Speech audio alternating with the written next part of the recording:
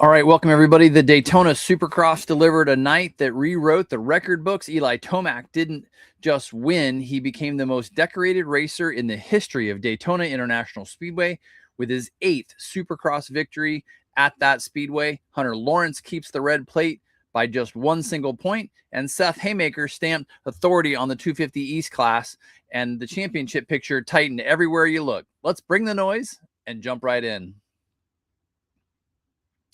You're listening to Exhaust Noise on CVN Cycle Vision Network, your weekly blast of everything fast, built for motorcycle riders, racers, and the people who live this culture every day. I'm Kenny Abbott coming to you live from ROEBLING ROAD RACEWay, and tonight we're breaking down the 56th running of the Daytona Supercross, round 8 of the 2026 Monster Energy AMA Supercross Championship. Eli Tomac took the win in just an amazing ride. He had control from almost the very beginning. So Eli Tomac takes the win on Saturday night on his Red Bull KTM 450 SXF Factory Edition. Hunter Lawrence took second on the factory Honda CRF 450R Works Edition. And Ken Roczen was third on the factory Suzuki RMZ 450. How it unfolded, Roczen grabbed the whole shot and led the first 5 laps. Tomac then started P4, moved to P3 on lap 2, then executed a decisive double pass on lap number 6, clearing both Lawrence and Roczen in the same sequence.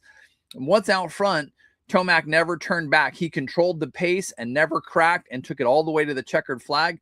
Lawrence closed late, but just couldn't erase the gap that Tomac had built on that KTM. So Tomac takes the win. Lawrence is second again. However, Lawrence will hold on to that red plate, signifying that he is the point leader going into the next round. And Ken Roczen, who led early, took the final podium position. Tomac's Daytona resume now looks like this. He won in 2026, 2027, so twice in a row. Then he also won in 2019, 2020, 2021, 2022, and 2023. So he does a two-peat in 16, 17, then wins 5 times in a row, years 2019 through 2023. He got beat again in 2025, and then takes his 8th win at Daytona Supercross in 2026. He's only been beaten 2 times since 2016 to take his 8th win. So 8 total victories at the world famous Daytona Supercross makes him the most decorated winner at Daytona International Speedway in the history of the Speedway. So that actually, and not just in Supercross, this is across everything. He actually surpasses Ricky Carmichael's Supercross mark and Richard Petty's 7 Daytona 500 wins. He is in elite territory now, and I don't see anybody beating that for a long, long time.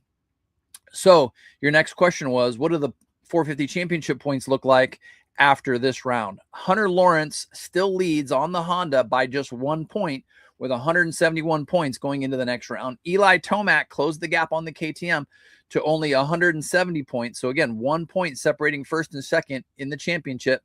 Roczen and Cooper Webb actually are tied for third on the Suzuki and the Yamaha.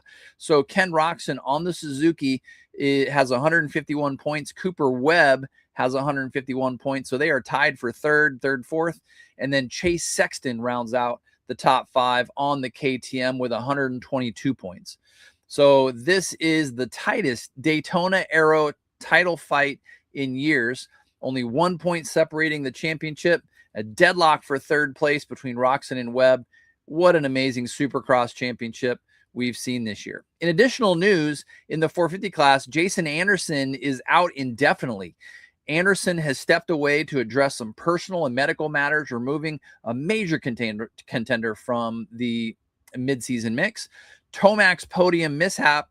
After securing his number 8 win, Tomac actually broke the trophy trying to lift it up. And when he did that, the top piece snapped off and he hit himself in the mouth, chipping one of his front teeth. A bizarre footnote to a completely historic night. And you can tell he was thrown off by the matter.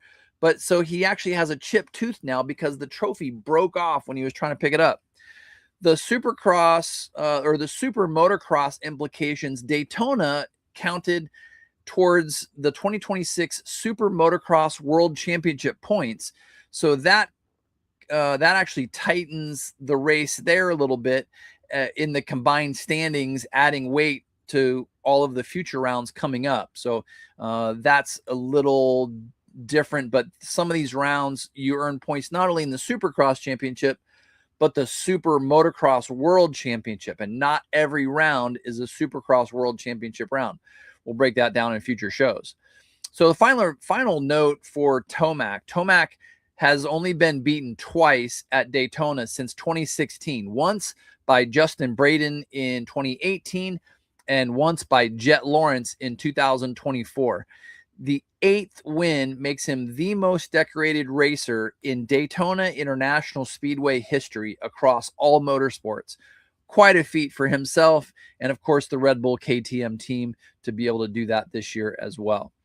In the 250 Supercross East Championship, the verified results, Seth Hammaker went wire to wire, controlling the sand and the long rhythm sections on that 250. Cole Davies charged late through the pack, but he was only able to finish second. And then Pierce Brown, he salvaged a podium after a really tough night. So that was your podium: Hammaker, Davies, and Brown in the 250 class. After 2 rounds, Dallas and Daytona, Pierce Brown leads the championship by only 2 points, 45 over 43 points of Seth Hammaker. Joe Shimoda has 40 points, only a couple points back. Cole Davies is 4th with 39, and Daxton Bennick with 37 points rounds out the top 5. That's your Daytona Supercross wrap-up, the biggest night of the season so far and a turning point in both championships. Tomac makes history while Lawrence keeps the red plate and championship hopes alive. Hammaker plants his flag securely in the 250 class, but still second in points, and the road to Indianapolis as well as Detroit just got a whole lot more interesting. This has been the Exhaust Noise Podcast powered by 2AM Tacos. I'm Kenny Abbott. Gear up and head out and ride safe. I'll see you next week.